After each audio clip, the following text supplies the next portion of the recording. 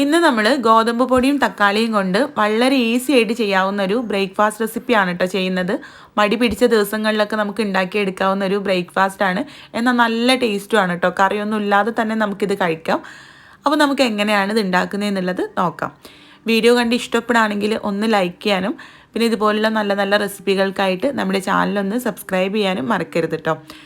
അപ്പോൾ ഞാനിത് ഇതിലേക്ക് മീഡിയം സൈസിലുള്ള 3 തക്കാളി എടുത്തിട്ടുണ്ട്. ആദ്യം ഞാനിത് മിക്സിയുടെ ജാറിലേക്ക് ചേർത്ത് കൊടുക്കുകയാണ് കേട്ടോ. അപ്പോൾ ഇതിലേക്ക് തക്കാളി എടുക്കുമ്പോൾ നല്ല പഴുത്ത തക്കാളി എടുക്കാൻ ശ്രദ്ധിക്കുക കേട്ടോ.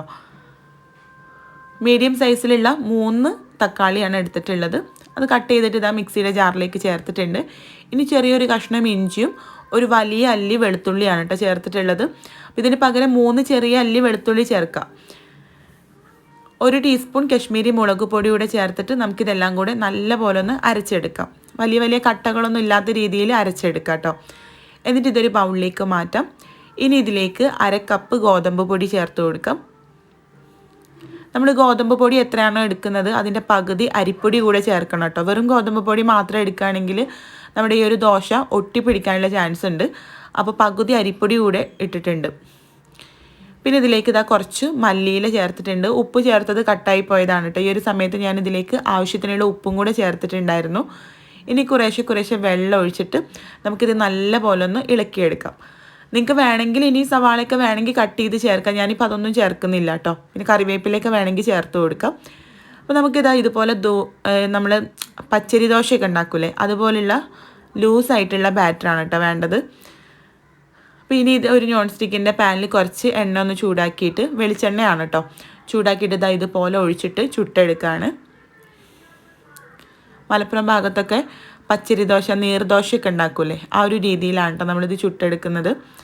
ഇനി നിങ്ങൾക്ക് വേണമെങ്കിൽ കുറച്ച് തിക്കായിട്ടുള്ള മാവാക്കിയിട്ട് നമ്മൾ ഉഴുന്ന ദോശയൊക്കെ ഉണ്ടാക്കുന്ന പോലെ ചുറ്റിച്ചിട്ട് വേണമെങ്കിൽ അങ്ങനെയും ചെയ്തെടുക്കാം കേട്ടോ. പിന്നെ ഇത് നമ്മൾ ഇരുമ്പ് ചട്ടിയിലൊക്കെയാണ് ചെയ്യുന്നതെങ്കിൽ നല്ല മയക്കിയെടുത്ത ചട്ടിയിൽ തന്നെ ചെയ്യണം കേട്ടോ. സ്ഥിരമായിട്ട് ദോശ ഉണ്ടാക്കുന്ന ചട്ടിയിൽ ചെയ്യണം, അല്ലെങ്കിൽ ഒട്ടിപ്പിടിക്കും. കാരണം ഇത് ഗോതമ്പ് പൊടിയുടെ ഒരു ലൂസ് ബാറ്റർ അല്ലേ, അപ്പോൾ അതുകൊണ്ട് ഒട്ടിപ്പിടിക്കാനുള്ള ചാൻസ് ഉണ്ട്. നല്ല മയക്കിയെടുത്ത ചട്ടിയിൽ ചെയ്യുക, അല്ലെങ്കിൽ ഇതുപോലെ നോൺ സ്റ്റിക്ക് പാനിൽ ചെയ്യുക.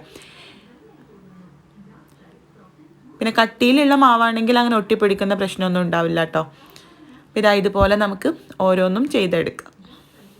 നല്ല ടേസ്റ്റി ആയിട്ടുള്ളൊരു ദോശയാണ് കേട്ടോ. സെപ്പറേറ്റ് ആയിട്ട് കറിയൊന്നും ഇല്ലാതെ തന്നെ നമുക്ക് കഴിക്കാൻ നല്ല ടേസ്റ്റാണ്.